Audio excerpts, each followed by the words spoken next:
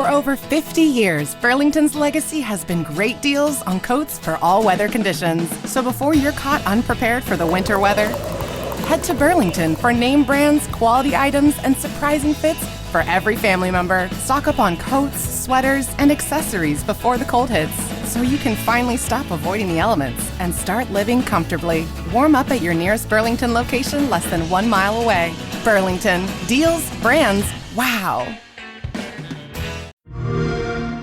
Rated T to M. Hey, want to hear a PC Game Pass ad? I'll take your silence as a yes. Want new games on day one like Call of Duty Black Ops 6 or Stalker 2? I thought so. How about unlocking all the League of Legends champions when you link your Riot Games account? All for one low monthly price? Well, guess what? We got you. Learn more at xbox.com/PC Game Pass or click the banner. Stalker 2 available November 20th, 2024. Game catalog varies by region and over time. And that's the end of the script.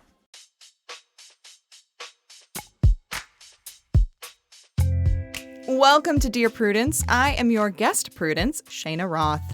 Today we'll be answering questions from a listener hurt by her boyfriend's comments that, quote, marriage isn't on his radar, another hoping to support her husband through work conflicts without adding to her own stress, a listener whose husband doesn't seem concerned that their family friends have been displaced by Hurricane Helene, and finally, a maybe jealous fiance upset with their partner's newfound approach to co-parenting.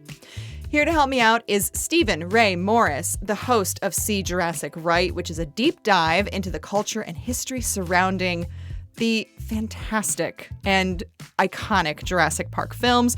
Prior to his work on Jurassic Right, Stephen was the producer, editor, and engineer for My Favorite Murder and co-host of the Purrcast. Welcome to the show, Stephen. Thank you for being here. Thank you so much. I'm so delighted to be here to potentially save lives, and weird fun fact is that I have a cat named Penny Lane, which is another Beatles song. But my joke was that if I ever got a second cat, I would name them Dear Prudence. And because I just think it's the best sounding. And this podcast is just like, you lean into that and it's so good. Dear Prudence. It's just great. I love that. And Stephen, I have to gush about you for just a second because I listened to My Favorite Murder when you were the producer, like in the early days. And every time I say your name, my brain just goes, Stephen! It's just like ingrained in there. So I've just been screaming, Stephen! To myself like for the last couple weeks. Anyway. As somebody who does too many exclamation points in emails, I think it perfectly fits. It's very sweet of you to say. Well, before we get started, I have to ask you a question that we ask all of our guests, which is, what is one piece of unsolicited advice that you would give to the world completely unprompted?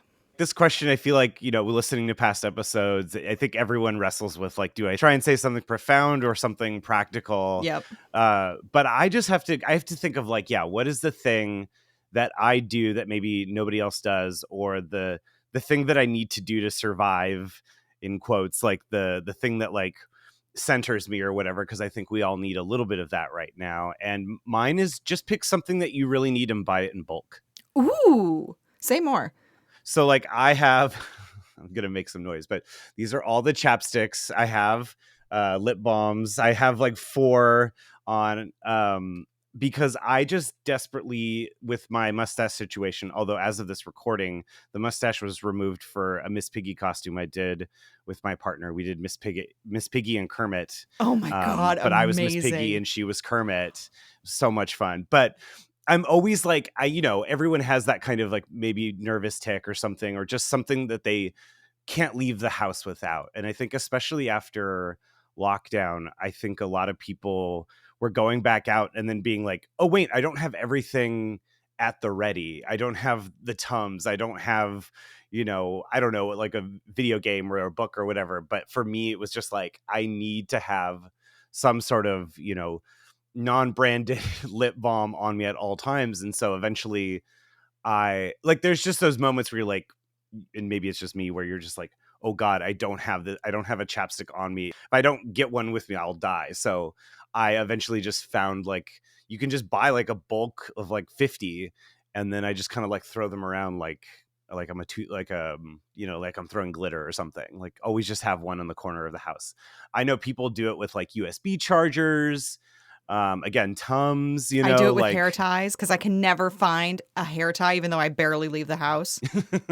Yeah, no, exactly. And I just think that that's just like a little thing that I think, just can keep you a little bit grounded, because Lord knows that there's been times where it's like, if I don't have a chapstick on me, I'm like, I have to go buy one. And you're like, well, I already have some at home. So I think that's just something you can do that's nice for yourself. And, depending on what it isn't insanely expensive or anything. Look, we all deserve little treats, but I think this is like somewhere in between, it's like a necessary thing and just something that can like keep you grounded and keep you feeling like, all right, I can conquer the day, or at least get through the day. This is a sanity treat. Yes, there we go. I love that sanity treat. TM. It's a little sanity treat. Get yourself one little sanity treat, but in bulk. I love that. Yes, but in bulk. All right, Stephen and I will dive into your questions after a short break.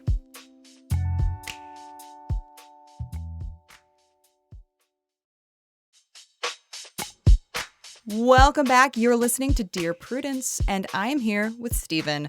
Let's get started with our first letter, titled Still Stings.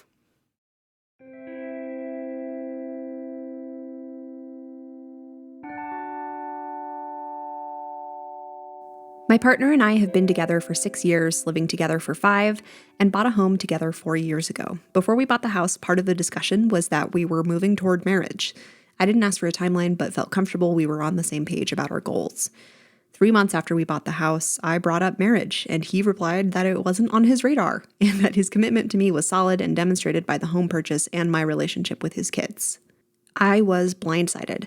I felt that the topic wasn't open for discussion, and it was something I needed to accept. There was a period of mourning where I was hard on myself for wanting to be married in the first place. I felt a lot of shame around being a bad feminist, wanting to participate in an archaic practice. My desire was the problem. You get the picture. Our relationship has deteriorated over the last few years for several reasons, but that pain is still simmering. We're in therapy, and it's been helpful overall, and I know that getting married at this point wouldn't be a smart move, but I still don't know what to do about this hurt. It just sits there. Growing up, I had emotionally absent parents, and I'd be dishonest if I didn't acknowledge that this is probably part of it, what I thought marriage would provide and why the rejection hurt so much. I finally brought it up, and he felt blindsided, which after 4 years is fair. Is there a way to get past this?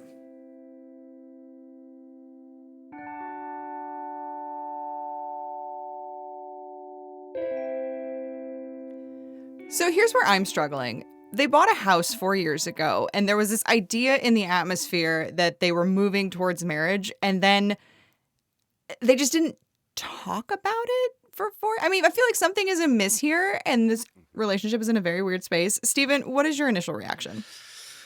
Well, buying a house feels very adult to me. And I think as a millennial who lives in Los Angeles, I've just always been under this impression that I'll never own a house. So to me, but everyone has their own ideas about what adulthood is. To me, being an adult was getting a pet, but some people have had pets, since they were younger or whatever.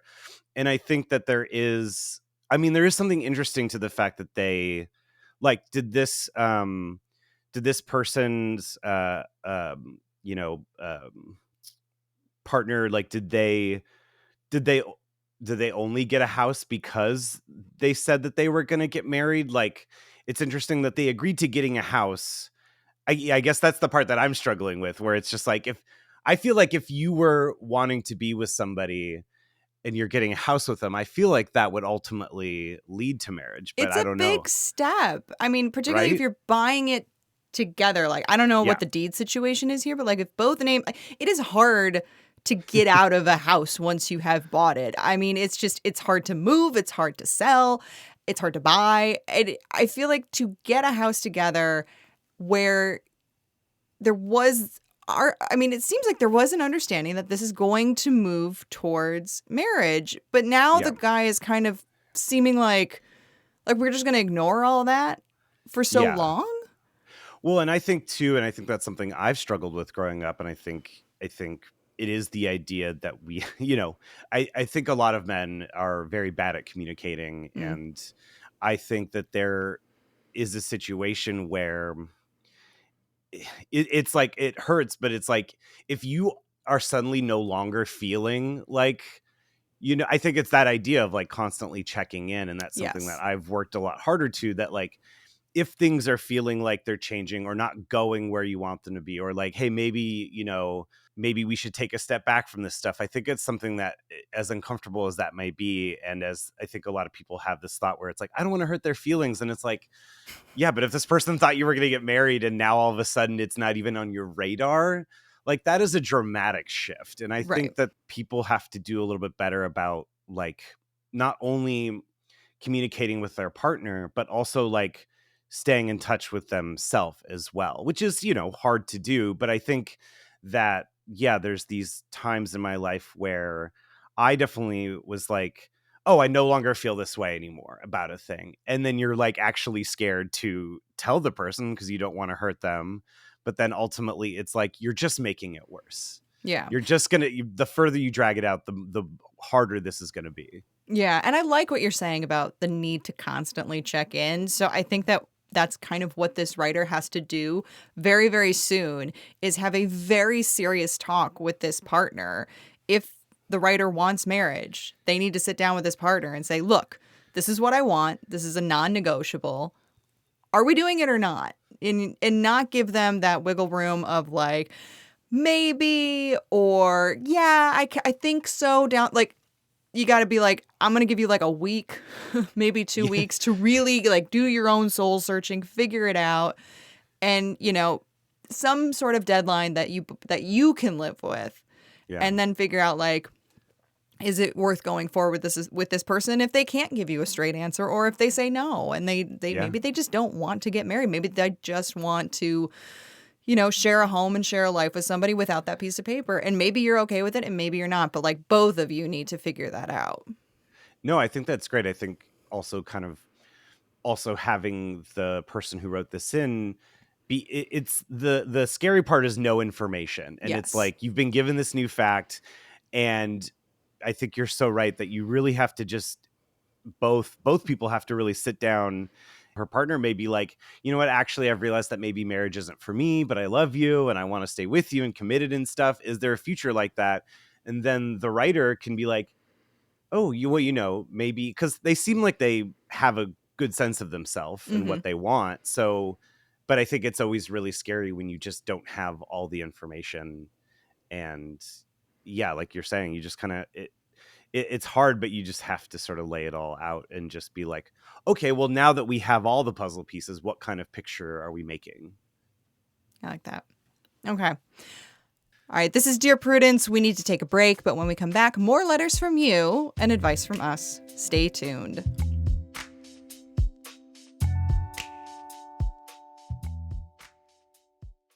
This podcast is brought to you by Progressive Insurance. Do you ever think about switching insurance companies to see if you could save some cash? Progressive makes it easy. Just drop in some details about yourself and see if you're eligible to save money when you bundle your home and auto policies. The process only takes minutes, and it could mean hundreds more in your pocket. Visit Progressive.com after this episode to see if you could save. Progressive Casualty Insurance Company and Affiliates. Potential savings will vary. Not available in all states. For over 50 years, Burlington's legacy has been great deals on coats for all weather conditions. So before you're caught unprepared for the winter weather, head to Burlington for name brands, quality items, and surprising fits for every family member. Stock up on coats, sweaters, and accessories before the cold hits, so you can finally stop avoiding the elements and start living comfortably. Warm up at your nearest Burlington location less than 1 mile away. Burlington. Deals, brands, wow. Welcome back to Dear Prudence. I'm Cheyna Roth, and I'm here with my guest, Stephen Ray Morris, to answer your letters. Our next question is titled, Wit's End. I've lived with my partner for the last 6 years. My partner is having a work problem, which has, to my annoyance, become my problem. I want to support him. He's barely sleeping, lashing out around the house, constantly in a terrible mood and ranting at me about his new manager. He struggles to tell me exactly why he's so upset with the manager. Usually it's things like, she asked me to do stuff. She asked me to do something. She treats me like a child. She said the previous work was not up to her usual standard at her old job. He tells me he can't sleep thinking about the next day. He is so angry. It's taking over his whole life. He's been having these random outbursts at all hours. I can't stop thinking about it. While I can sympathize that managers are annoying and don't always know the work that goes into the difficult work she's requesting of him, I don't understand this extreme reaction he's having. My home life is walking on eggshells around him.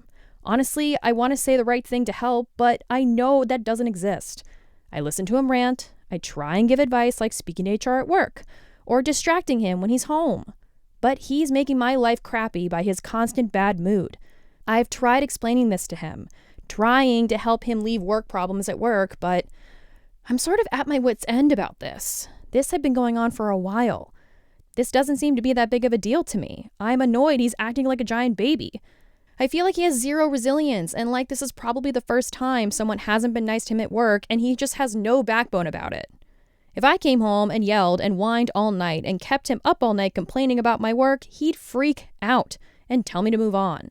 Also, I wouldn't do that. People at work can be shitty. It sucks. It's not his problem to deal with my bad work day. I just don't know what to do or say. Can I set a boundary? He's told me he's having a mental health issue and maybe he'll start taking anti-anxiety drugs. But do they give those out if your manager is making you crazy? He's normally a pretty chill guy. I don't want to say all the bad thoughts I've been having. Thanks for letting me vent. He's finally started therapy a few weeks ago, but it doesn't seem to be helping. I have a high-stress job, and when I get home, I want to relax with the one I love. But it seems like work and home stress are now never ending. I just don't know what the answer is.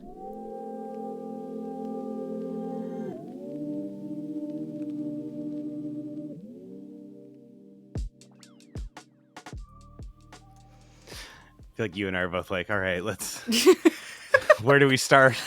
You know, I will say this. I'm very glad that partner is in therapy. That could take some time to quote unquote work.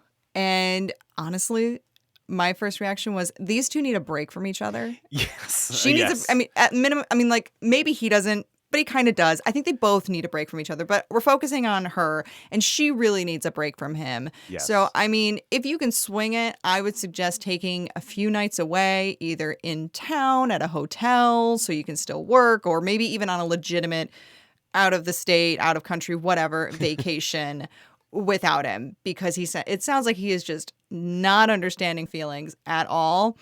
And maybe some time apart will help everybody sort through their stuff. Well, no, totally. It's that 100%, because I think obviously these two people care for each other and they're both very career driven. And I'm somebody who's in a lot of relationships like this, like currently in one like this, where we both are very driven about our careers. And I think it's that thing, absolutely, where you still want to be empathetic and compassionate and sympathetic with your partner.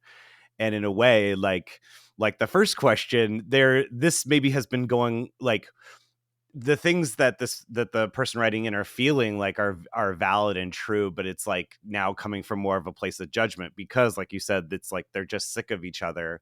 I mean, it's if you're struggling with something like this, you want a place to vent, but also you should really be aware of, again, it's like, it's that thing, like this person is just complaining, you know, quote unquote, about the same thing every day.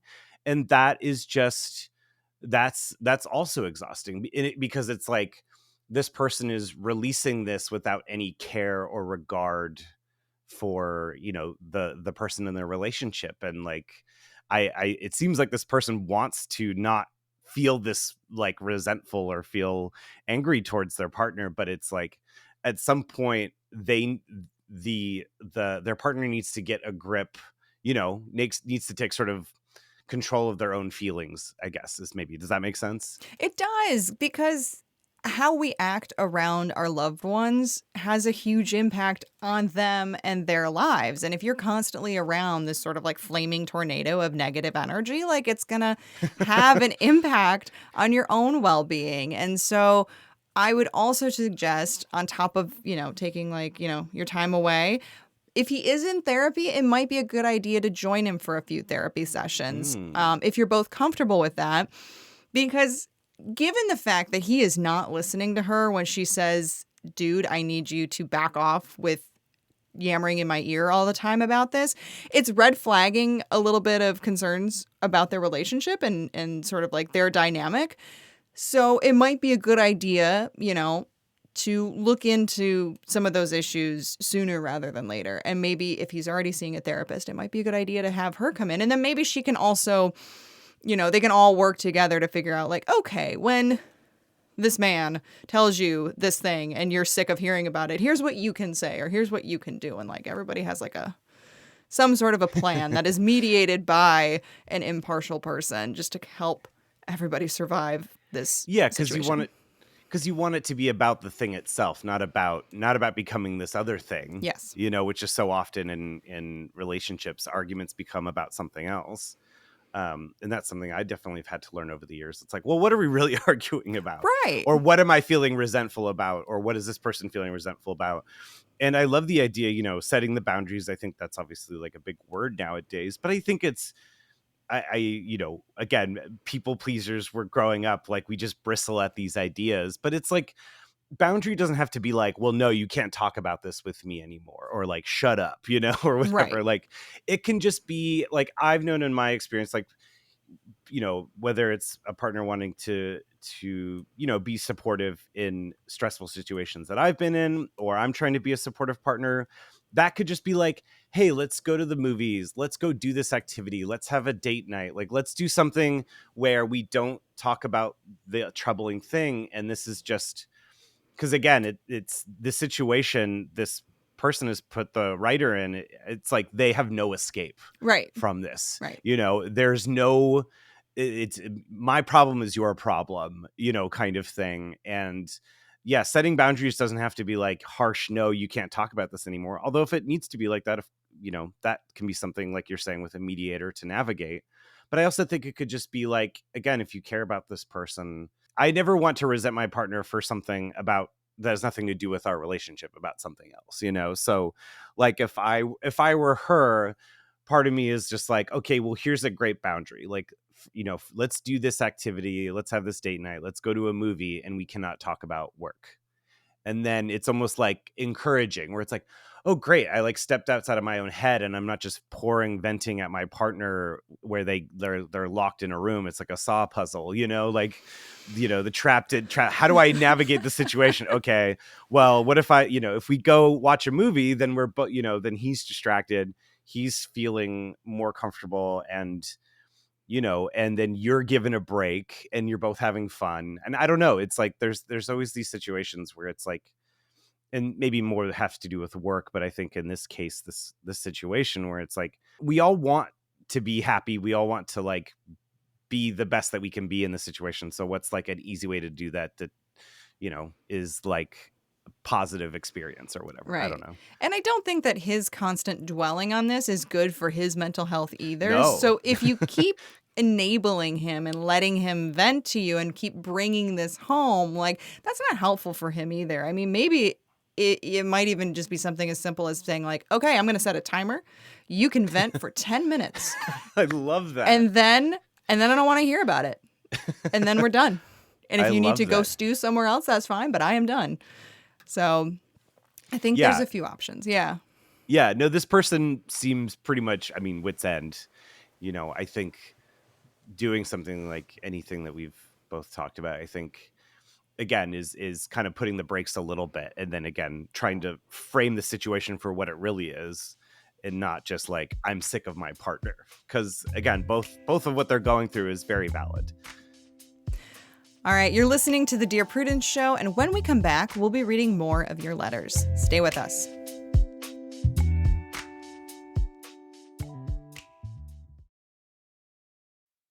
Ryan Reynolds here for, I guess, my 100th Mint commercial. No, don't. I mean, honestly, when I started this, I thought I only have to do like 4 of these. I mean, it's unlimited premium wireless for $15 a month. How are there still people paying 2 or 3 times that much? I'm sorry, I shouldn't be victim blaming here.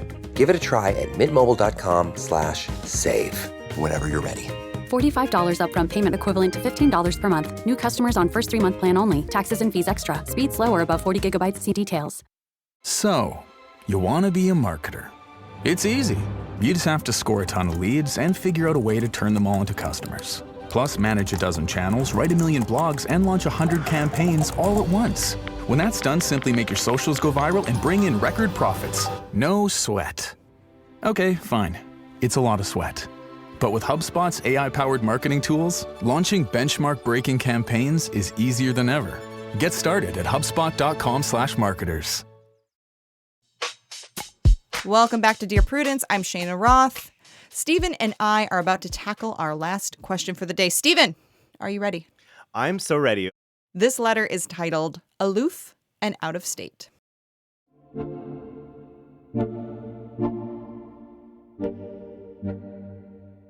My husband of 10 years is a pretty empathetic and generous man, but only to people and causes right in his line of sight.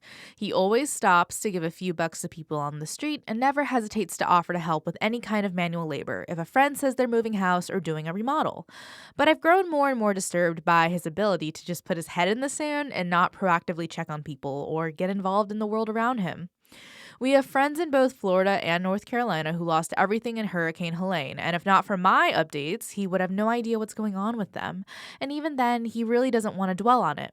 I've donated money from our personal and business accounts and made a plan to fly down to Florida to help our friends who completely lost their house.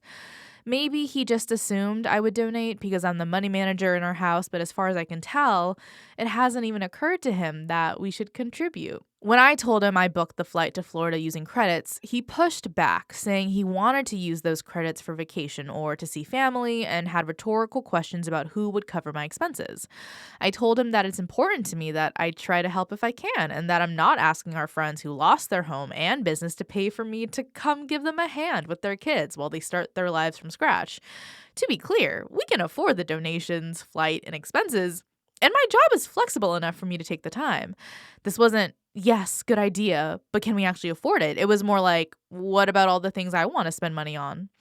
He came around after a little while and said he was glad I wanted to get involved and that he'd hold down the fort at home and drive me to the airport. But I just keep thinking about how he walks through the world, not seeming to care about other people unless he can specifically see a need physically in front of his face. I know from experience if this happened in our community, he would be out there working hard to help people while expecting no praise. So I don't even know if it's fair to be hung up on this. It just left a bad taste in my mouth that he's kind of unfazed by 3 households of our friends losing everything they own and their jobs.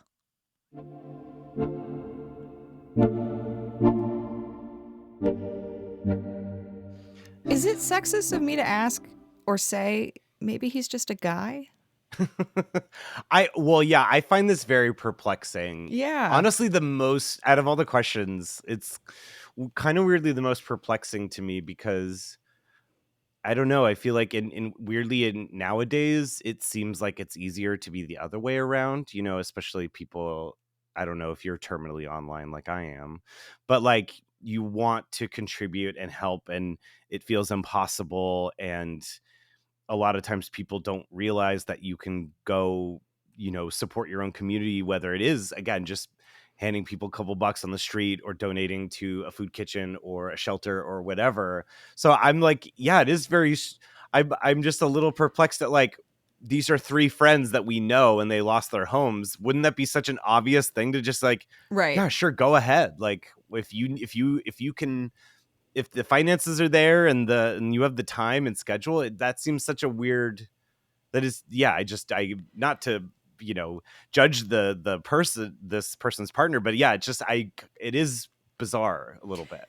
Yeah, the whole thing was just weird on a couple levels. And so I think I'm going to attack it this way. So the first question that I have is it possible that he was just kind of thrown more than anything, that you made a plan to leave the state without telling him? Oh, okay. Which is kind of a thought that I had because it sounded like she decided that she was going to go and do all of this help. And then she just told him that she had booked this stuff. And like maybe he was just kind of thrown by that. But the other thing is, some people are just not big picture people. They kind of need to see it in front of them in order to know it. And that's okay because honestly, like, you can't fix everything. And he's like making his choices for how to make a difference. I mean, this guy may be the healthiest of all of us, because instead of stressing about like all of these external factors, he's like, hey, I did my good deed today. I saw this issue and I've come in and I have fixed this and I can help here. But, you know, he's not like stressing himself out about it. I mean, as long as he's not stopping you from helping how you want to, I mean, is it worth the aggravation and the stress? And that's where I'm wondering, like, is there something that's missing in this letter that we're not seeing that's getting her so riled up?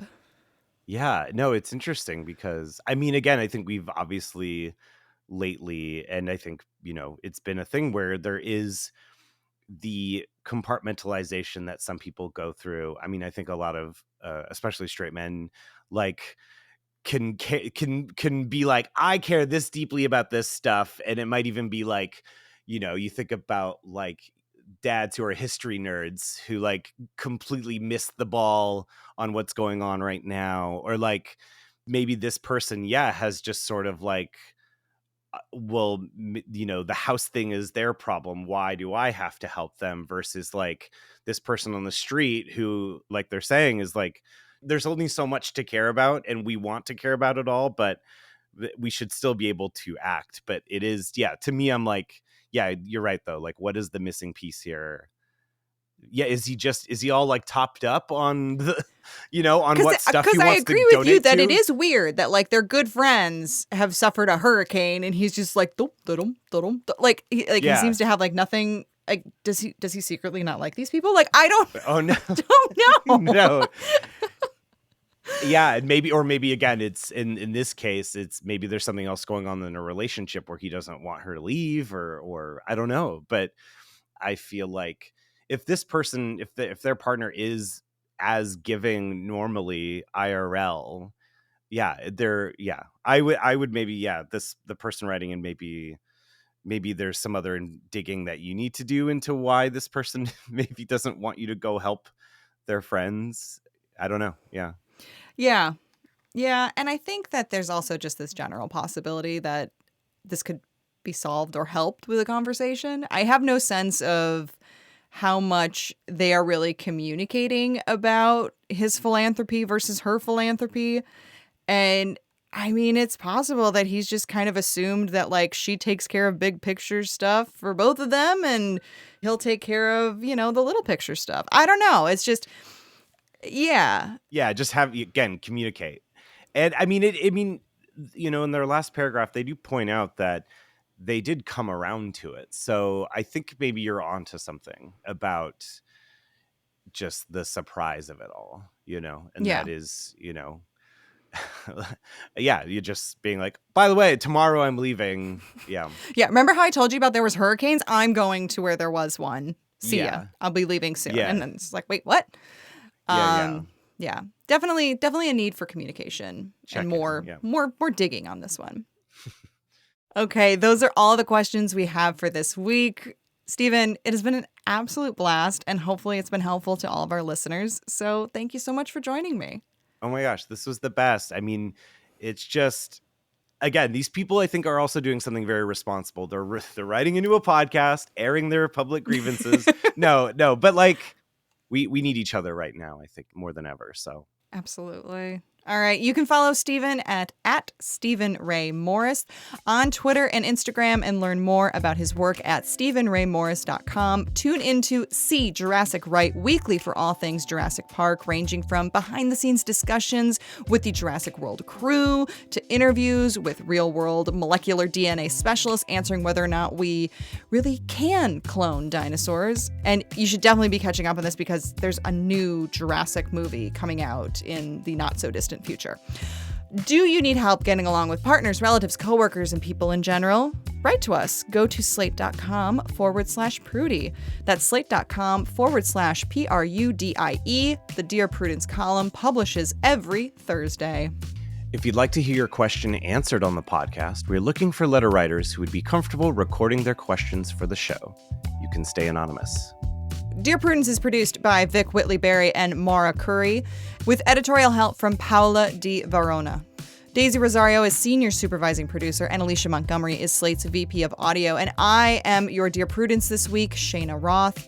That's all for this episode, but join us on today's episode of Prudie Plus, where Steven and I will answer one more question about a fiancé who's constantly texting her ex. Subscribe now on Apple Podcasts by clicking Try Free at the top of our show page, or visit slate.com/Prudie Plus to get access wherever you listen. The episode is available for you to listen to right now. We'll see you there.